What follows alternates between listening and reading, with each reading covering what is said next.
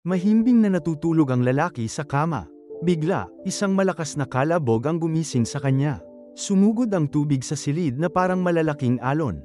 Napatalon siya sa takot, sinusubukang hanapin kung saan nanggagaling ang tugs. Ngunit nabigla siya nang makitang maayos naman ang ilalim ng cabin. Sa halip, may isang malaking butas sa dingding ng cabin. Bumubuhos ang tubig dagat nang walang tigil. Nagmadali siyang hilahin pababa ang layag, umaasang mapabagal ang takbo ng bangka at maiwasan itong masyadong maalog, para mabawasan ang tubig na papasok.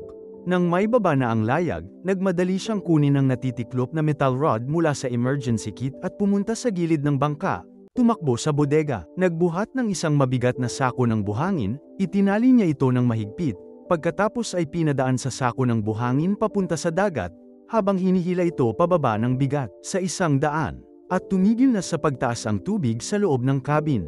Sa wakas, nakahinga siya ng maluwag. Ang kailangan na lang niyang gawin ngayon ay tabunan ng butas, at maipagpatuloy na niya ang paglalayag. Habang iniisip yon, sa wakas ay napangiti siya. Dahil maaga pa, pinaghalo ng lalaki ang telang fiberglass at epoxy resin. Mahusay niya itong hinalo, mabilis na gumawa ng pantekip para sa butas. Yumuko siya sa tabi ng dingding ng bangka, maingat na pinahiran ang pinaghalong sangkap sa nasirang bahagi. Sinusubukang isara ang butas. Patuloy siyang nagtrabaho mula umaga hanggang paglubog ng araw. Napagtanto niya na ang pagkukumpuni ay mas malaki kaysa sa inaasahan niya. Ngayon, nanginginig na ang kanyang mga bintisa. Pagkapagod, kung hindi siya kakain agad, mawawala ang kanyang katawan. Kaya ang pandikit na ginawa niya kahapon ay binalutan ng natitirang bahagi ng bitak, pagkatapos ay pinunan ang puwang ng mga natitirang materyales. Sa wakas, nasara ng mahigpit ang butas, ngunit hindi pa siya tapos. Bumalik siya sa loob at nilinis ang buong cabin, mula itaas hanggang ibaba. Nang tuluyang matuyo ang pandikit, sa wakas ay natapos na ang kanyang emergency repair. Noon lamang siya nagpahinga, naupo upang magsaya sa isang nobela.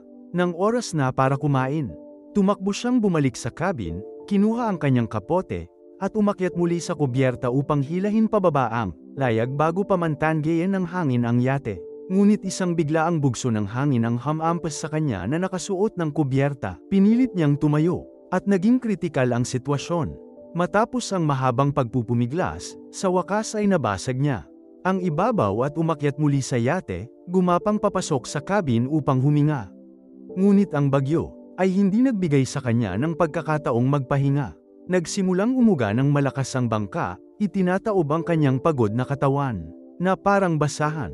Walang nakakaalam kung gaano katagal bago tuluyang nagising ang lalaki mula sa kawalan ng malay. Sa kanyang pagkagulat, natagpuan niyang may bagong bitak na nabuo sa bangkang kanyang inayos. Walang tigil ang pagbuhos ng tubig dagat sa cabin. Walang magawa siyang tumingin sa paligid. Pinapanood ang kanyang malalaking alon na nagbabantang tuluyang umapaw sa yate. Wala na siyang paraan para mailigtas ito. Nang mag-isa, wala nang pagpipilian, nagpa siya ang lalaki na iwanan muna ang yate. Sumakay siya sa life raft at naghintay na hamupa ang bagyo. Nang may pag-aalalang binuksan ng mga life raft, natatakpan ng tseke. Nang makita ang yate na lumulutang pa rin sa tubig, nakahinga siya ng maluwag. Hanggat hindi pa ito lumulubog, naisip niya, may pagkakataon pa akong iligtas ito. Ngunit nang mangyari yun, sumisid siya sa ibabang cabin upang kumuha ng karagdagang mga supply at nabawi rin ang signal transmitter. Ngunit nang sa wakas ay mailipat na niya ang lahat sa life raft, hindi siya nakaramdam ng ginhawa, mas lalo siyang nataranta. Matagal nang nababad ang transmitter. Sira na ito ng tuluyan. Nangangahulugan ito na walang nakakaalam na naroon siya, halos wala ng tsansang mailigtas. Dahil sa desperasyon, inilabas ng lalaki ang navigation map, umaasang suswertehin at masagasaan ang isang dumadaang barko. Matapos magtakda ng posibleng ruta, isinara niya ang zipper ng tent ng life raft at nagpas siyang magpahinga para sa gabi. Paano makakaligtas ang isang marupok na life raft sa ganitong pagkasira? Di nagtagal, nagsimulang tumagas ang tubig, hamampas ang mga alon sa gilid, at bumibilis ang tubig dagat. Napagtanto ng lalaki na malulunod siya kung mananatili siya sa loob. Nang umakyat siya sa ibabaw ng nabaligtad na bolsa, ganoon na lamang siya halos nakaligtas sa kamatayan.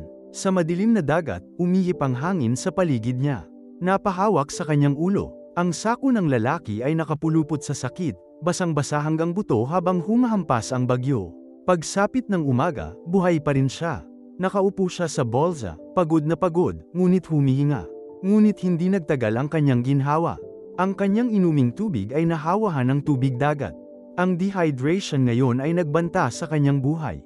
Sa desperadong sandaling ito, ipinakita niya ang kanyang pinakakahangahangang kasanayan sa kaligtasan, paggawa ng isang solar steel. Gamit ang isang lalagyan ng tubig, isang plastic bag, at isang lata ng aluminyo.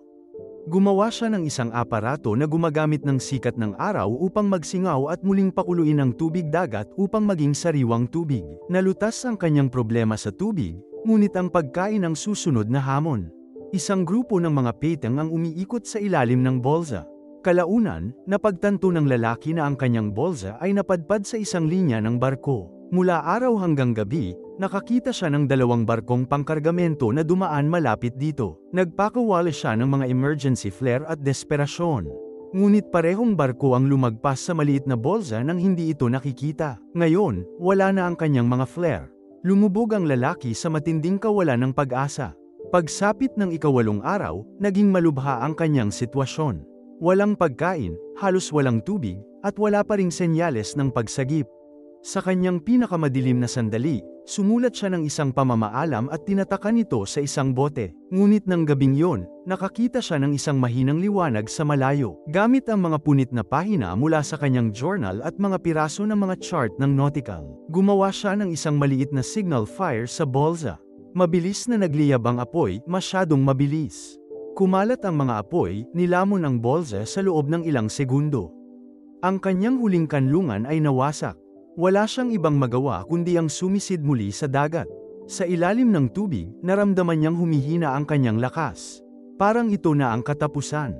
Habang lumulubog siya sa kailaliman, bigla niyang nakita ang katawan ng isang bangka sa itaas niya. Isang maliwanag na searchlight na sumusubaybay sa dagat. Sinisipa niya ang ibabaw at inabot ang isang kamay na nakaabot sa tubig. Ngunit nananatili ang tanong, tunay nga ba siyang nailigtas, o ito na lamang ang huling ilusyon ng isang namamatay na tao?